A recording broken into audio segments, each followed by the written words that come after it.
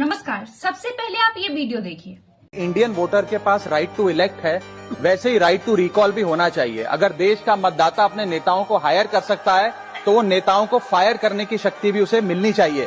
अगर जनता किसी नेता को हायर कर सकती है तो उसे फायर करने का भी अधिकार होना चाहिए। ये मैं नहीं कह रही, ये राघव चड्ढा द्वारा उठाया गया संसद में एक मुद्दा है। उन्होंने कहा कि चुनाव के समय जनता के पास नेता जाते हैं, वादा करते हैं, भरोसा मांगते हैं, लेकिन अगर जीतने के बाद वही जनता से दूर हो जाए, काम ना करे या अपने वादों से मुकर जाए तो जनता के पास क्या विकल्प है? सिर्फ 5 साल का इंतजार। तो हेलो नमस्कार, मैं प्रियंका। आज हम इस वीडियो में जानेंगे ये राइट टू रिकॉल क्या है, ये कैसे काम करता है, भारत में क्या स्थिति है इसकी, और क्या यह लोकतंत्र को मजबूत करेगा या अस्थिर। वीडियो को अंत तक जरूर देखिए क्योंकि मैं अंत में बताऊंगी कि ये आपके और मेरे लिए कितना जरूरी मुद्दा है। राइट टू रिकॉल का मतलब है अगर जनता को लगे कि उनका चुना हुआ प्रतिनिधि, एमएलए, एमपी, मेयर ठीक से काम नहीं कर रहा, भ्रष्ट है या जनता की अपेक्षाओं पर खरा नहीं उतर रहा, तो जनता उसे कार्यकाल खत्म होने से पहले ही पद से हटाने की प्रक्रिया शुरू कर सकती है। आसान शब्दों में कहें तो वोट देकर चुना है तो जरूरत पड़े तो वापस भी बुला सकते हैं।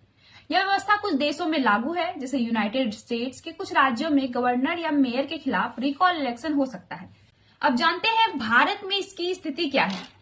भारत में अभी सांसद और विधायक के लिए राइट टू रिकॉल लागू नहीं है, लेकिन पंचायत स्तर पर कुछ राज्यों में यह व्यवस्था दी गई है, जैसे मध्य प्रदेश, छत्तीसगढ़, बिहार आदि में सरपंच के खिलाफ जनता रिकॉल प्रक्रिया शुरू कर सकती है। कई नेताओं और सामाजिक कार्यकर्ताओं ने इसे राष्ट्रीय स्तर पर लागू करने की मांग की है। हाल ही में राघव चड्ढा जैसे नेताओं ने भी संसद में राइट टू रिकॉल पर चर्चा की और कहा कि इससे लोकतंत्र और मजबूत होगा। राइट टू रिकॉल के पक्ष और विरोध दोनों में तर्क हैं। पक्ष में तर्क है कि जनता की ताकत बढ़ेगी, यानी नेता को पता रहेगा कि अगर काम नहीं किया तो जनता बीच में ही हटा सकती है। दूसरा, जवाबदेही बढ़ेगी। 5 साल तक आराम नहीं बल्कि लगातार काम करना पड़ेगा। तीसरा, भ्रष्टाचार पर लगाम। अगर कोई नेता भ्रष्टाचार में लिप्त हो तो जनता को तुरंत कार्रवाई का विकल्प मिलेगा। राइट टू रिकॉल के विरोध में तर्क है। पहला, राजनीतिक अस्थिरता। अगर बार बार रिकॉल होने लगे तो सरकार स्थिर नहीं रह पाएगी। दूसरा, राजनीतिक बदले की भावना।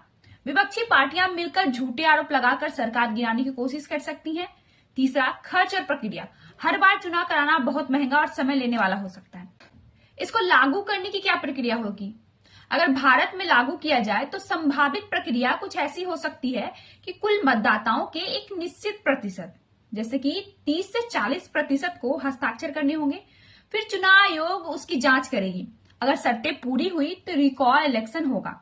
फिर जनता तय करेगी कि क्या प्रतिनिधि को हटाना है या नहीं। तो सवाल यही है, क्या राइट टू रिकॉल लोकतंत्र को मजबूत करेगा या फिर यह राजनीतिक अस्थिरता का कारण बनेगा? एक तरफ जनता की ताकत बढ़ाने की बात है तो दूसरी तरफ सरकार की स्थिरता का सवाल। अब फैसला आपके हाथ में है।